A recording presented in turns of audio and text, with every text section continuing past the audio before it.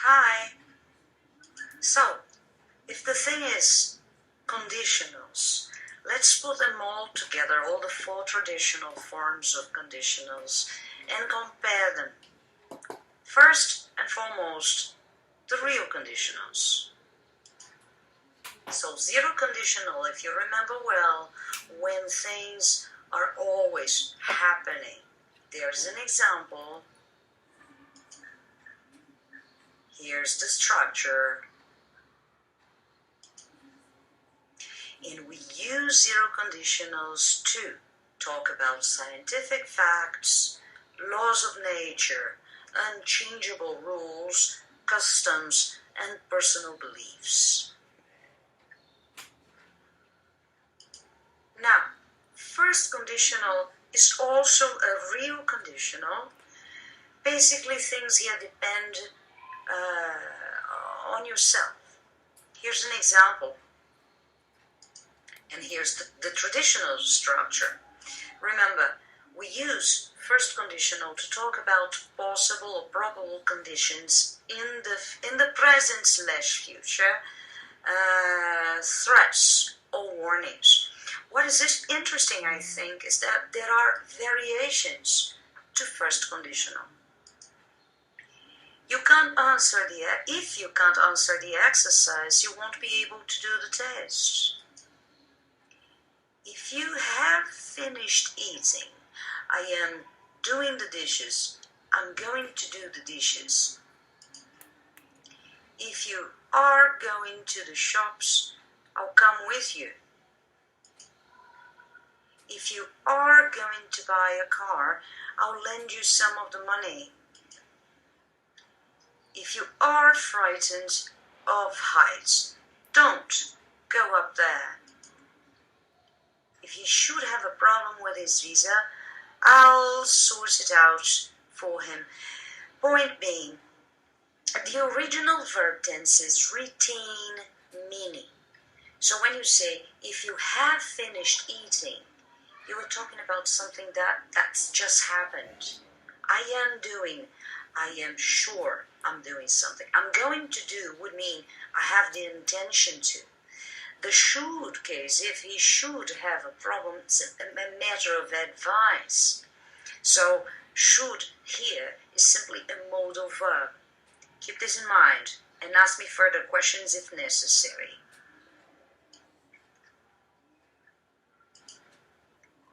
Now, what happens with the unreal conditionals? Second conditional, a piece of language you've known forever. Have a look at the example.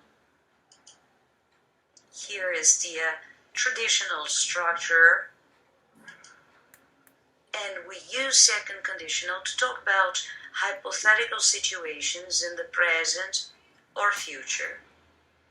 And that's a way to give advice to people. But basically, these are imaginary situations that talk about the present and or the future.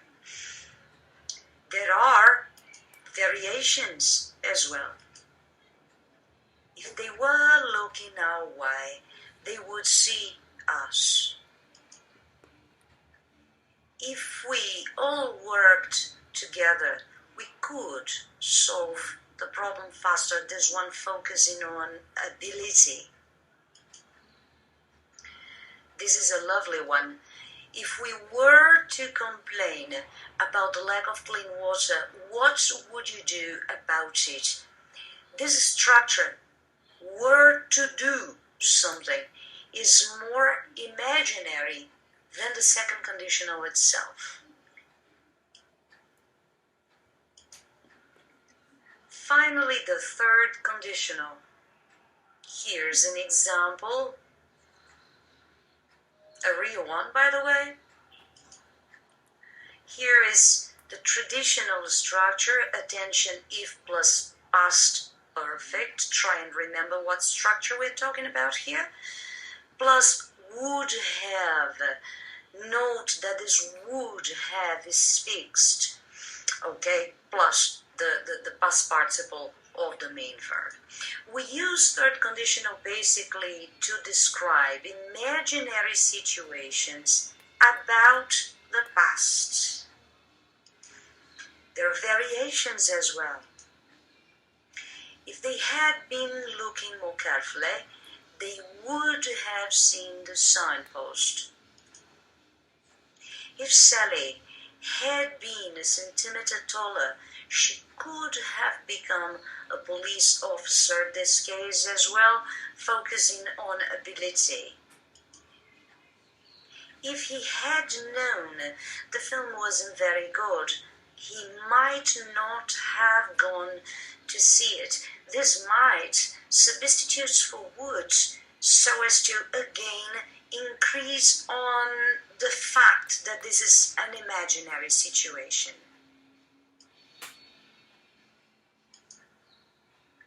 I should also point out that there are a number of alternatives to if, and this is quite frequent at an advanced level of English. Jim will land safely on the ground, provided his parachute opens. You can't join the swimming team unless you can swim really very well. Remember please, unless means if not. Help me with these, otherwise I won't be able to lift it. Or something you can say, help me with these, I won't be able to lift it otherwise. Supposing you missed plane, what would you do? This all means that there are some alternatives to if that go with real conditionals, provided, providing, as long as, unless, and otherwise, and alternatives to if in the use of unreal conditionals. They are supposing, suppose, imagine. Thanks for watching.